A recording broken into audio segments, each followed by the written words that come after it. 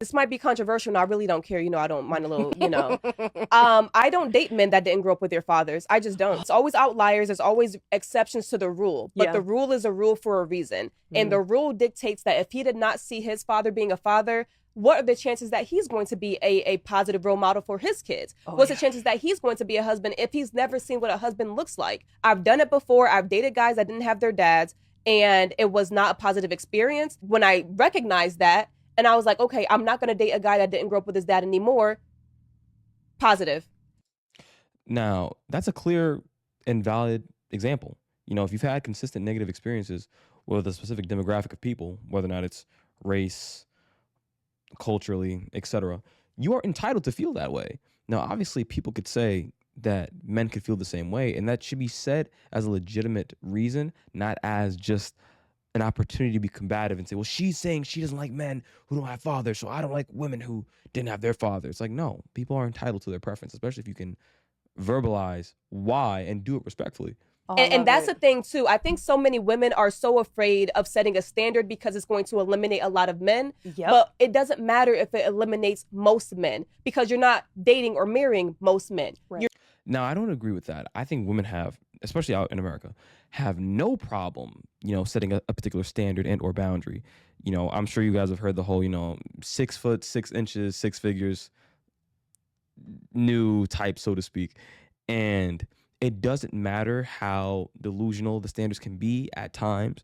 Women are supported societally when it comes to setting those expectations, as opposed to being a man. If I say, I don't want a woman who is less than this weight, has had this many sexual partners, and is this height, that's deemed a little bit more shallow. Though people have to understand that what men look for in women is different than what women look for in men.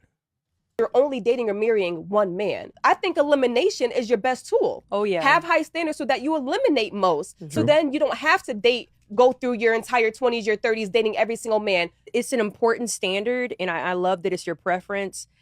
But man, that would cut out a lot of people. But I'm also nervous, like, would it cut out 95% of Black men? But here's the thing, I don't know the stats, so y'all don't kill me about it. But I really would like to know the stats of how many men grew up in a 2-parent household. I'd be curious to know, or grew up with their fathers. And that's definitely a good point as well. Predominantly Black men are, more often than not, less likely to have both parents in the household than other cultures of men for numerous reasons. Now, why that matters depends on what your preference is as not only a person in general or a person of color, but do you care about that? Are you somebody that, if you're white, do you only want to be with a white person? If you're a Latino or you're a person of color, do you only want to be with people that mirror your culture already? If you don't care about that, then maybe it's not something that is that deep. Now, what's interesting about this video are the comments. So this lady said, 2 things can be correct. In my experience, you meet two types of men. Men who did not grow up with their fathers or any positive male figures and become just like them, or men who didn't grow up with their fathers or positive male figures and become the complete opposite due to what they lacked in their childhood. People really can't be put into stick boxes. There are too many gray areas. Now, yes and no. Yes and no. Like, yes, there are definitely, like she said, there are some exceptions to those rules, and there are some examples of men that have done well without having fathers and men who haven't. But I don't think that it's, again, necessarily wrong to put them in those boxes, so to speak, because some preferences are common sense. For an example, if a woman says that she only wants to date a guy who had a father because she's assuming that, the father's going to be more handy, fix things around the house, and she wants a man who does that, it's not wrong for her to assume that if you were raised or exposed to a man who did those things, as you grow older, you are much more likely to do those things, as opposed to a man who wasn't exposed to those things. Peach just says, I know men that grew up with their fathers and watched their fathers cheat on their mothers and have multiple women and have multiple children outside of a marriage. Good luck with that. That is also true. Just because that father was present doesn't mean it was necessarily a good example. So how do you deal with that as well? Because if she's going on a date with somebody and asks the guy, oh, did you have your father? He's like, yeah, I had my father.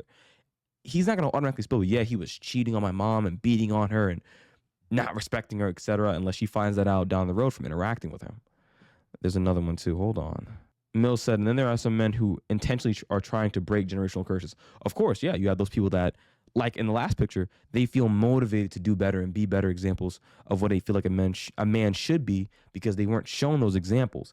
I do think it's very, very interesting that despite all this knowledge and these phenomenal positive female examples of them feeling as though like, it's not that easy. Like, yeah, you can say that you don't want to date men who have fathers, but that's not going to automatically make your life easier. I wonder what people would say if a man had made a video similar, like, hey, listen, I don't date women who didn't have fathers because X, Y, and Z. Like, how would that be received by the female community? How do you think it would be received by the female community? Make sure you let me know down in the comments below. Make sure you like, comment, and subscribe, and I'll see y'all in the next one.